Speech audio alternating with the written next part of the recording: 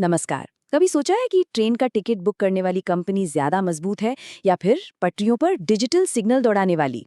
आज ना हम भारतीय रेलवे के दो ऐसे ही दिग्गजों को आमने सामने लाने वाले हैं, आईआरसीटीसी और रेलटेल। ये मुकाबला बड़ा मजेदार होने वाला है, तो चलिए शुरू करते हैं। तो आज के सफर में हम क्या क्या देखने वाले हैं? सबसे पहले हम समझेंगे कि ये दोनों कंपनियां करती क्या हैं। फिर हम इनके फाइनेंशियल नंबर्स को टटोलेंगे और ये भी देखेंगे कि आगे चलकर कौन सी कंपनी ज्यादा चमक सकती है। और हाँ, आखिर में हम ये भी जानने की कोशिश करेंगे कि एक निवेशक के लिहाज से कौन सी ट्रेन पकड़ना सही रहेगा।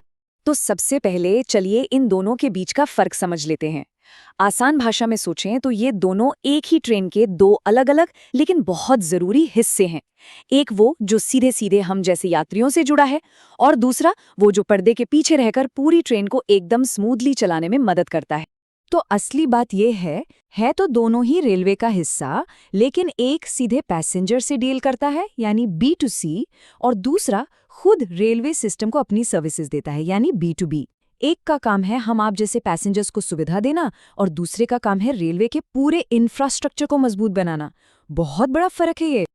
चलिए अब आते हैं सबसे मजेदार हिस्से पर, यानी कि पैसा। देखते हैं कि लेटेस्ट क्वार्टरली रिजल्ट्स में इन दोनों कंपनियों ने कैसा परफॉर्म किया है। असली कहानी तो यहीं से पता चलेगी। ये आंकड़े ना अपने आप में पूरी कहानी कह रहे हैं। देखिए, रेवेन्यू यानी कमाई में आईआरसीटीसी रेलटेल से थोड़ा ही आगे है, लेकिन प्रॉफिट में तो जमीन आसमान का फर्क है। आईआरसीटीसी का मुनाफा रेलटेल से लगभग 4.5 गुना ज्यादा है। इससे एक बात तो साफ हो जाती है कि आईआरसीटीसी का जो बिजनेस मॉडल है वो कहीं ज्यादा प्रॉफिटेबल है। और ये ग्राफ तो प्रॉफिट की कहानी को और भी साफ कर देता है। सोचिए, दोनों ही बड़ी कंपनियां हैं, लेकिन पिछले क्वार्टर में आईआरसीटीसी का नेट प्रॉफिट रेलटेल से लगभग 5 गुना था। ये कोई छोटा मोटा फर्क नहीं है। ये अंतर दोनों कंपनियों के मार्जिन और उनके काम करने के तरीके के बारे में बहुत कुछ बताता है। तो सवाल ये उठता है कि आईआरसीटीसी का इतना सारा पैसा आता कहाँ से है? ये चार्ट बिल्कुल साफ कर देता है। कमाई के दो सबसे बड़े इंजन हैं, एक तो केटरिंग यानी खाना पीना, और दूसरा है इंटरनेट टिकटिंग। तो अगली बार जब ट्रेन में कुछ ऑर्डर करें या ऑनलाइन टिकट बुक करें तो याद रखिएगा कि आईआरसीटी के सबसे बड़े बिजनेस में आपका भी योगदान है। ठीक है, तो ये तो हुई अब तक की बात, लेकिन किसी भी कंपनी की वैल्यू सिर्फ उसके पास्ट परफॉर्मेंस से नहीं, बल्कि उसके फ्यूचर पोटेंशियल से भी होती है। तो चलिए अब आगे बढ़ते हैं और देखते हैं कि आईआरसीटीसी और रेलटेल दोनों के लिए आगे की राह कैसे दिख रही है। देखिए, आईआरसीटीसी सिर्फ टिकट और खाना बेचने वाली कंपनी बनकर नहीं रहना चाहती। अब वो अपने करोड़ों ग्राहकों का फायदा उठाकर एक बहुत बड़ी डिजिटल कंपनी बनने की राह पर है। जरा सोचिए, एक ही ऐप से पेमेंट भी हो रही है, होटल भी बुक हो रहे हैं और घूमने फिरने की पूरी प्लानिंग भी। यही है उनका फ्यूचर का बड़ा विजन।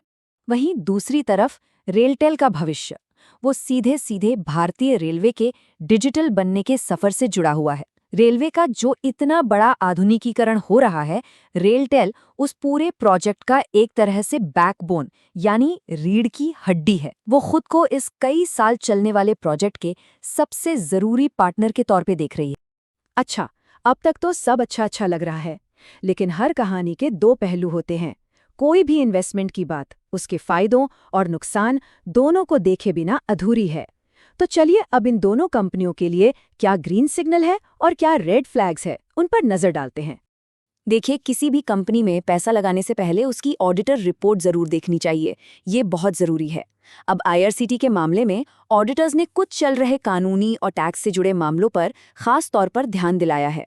इसे एक तरह का रेड फ्लैग यानी एक चेतावनी समझ सकते हैं, जिस पर निवेशकों की नजर होनी चाहिए।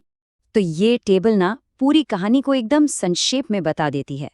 एक तरफ है आईआरसीटी, जो हाई प्रॉफिट मार्जिन वाला बिजनेस है, सीधा कस्टमर से जुड़ा है, लेकिन साथ में कुछ कानूनी पेंच भी हैं।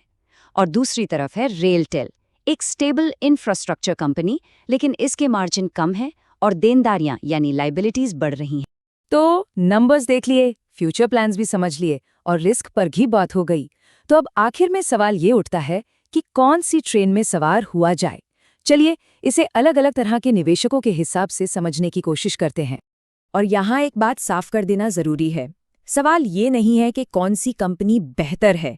असली सवाल ये है कि एक निवेशक के तौर पर अपने लक्ष्य और रिस्क लेने की क्षमता के हिसाब से कौन सी कंपनी सही बैठती है। तो अगर कोई ऐसा निवेशक है जिसे हाई मार्जिन और कस्टमर से जुड़ी ग्रोथ स्टोरी पसंद है, जो एक ऐसी कंपनी में पैसा लगाना चाहता है जिसकी अपने बिजनेस में लगभग मोनोपोली हो और जो फिनटेक जैसे नए एरिया में जा रही हो, तो शायद IRCTC उसके लिए है। और अगर कोई ऐसा है जो एक लंबी अवधि का स्टेबल इंफ्रास्ट्रक्चर वाला दांव लगाना चाहता है, जिसकी नज़र रेलवे के आधुनिकीकरण जैसे बड़े सरकारी प्रोजेक्ट्स पर है, तो रेलटेल एक ऑप्शन हो सकता है। तो चुनाव साफ है, कस्टमर और इनोवेशन या फिर सरकारी इंफ्रास्ट्रक्चर। और इससे पहले कि हम इस चर्चा को समाप्त करें, एक बहुत ही जरूरी बात। कृपया ध्यान दें कि ये पूरी चर्चा सिर्फ जानकारी और शैक्षिक मकसद के लिए है। इसे किसी भी तरह की फाइनेंशियल एडवाइस न समझा जाए। निवेश से जुड़ा कोई भी फैसला लेने से पहले हमेशा एक सेबी रजिस्टर्ड सलाहकार से सलाह जरूर लें।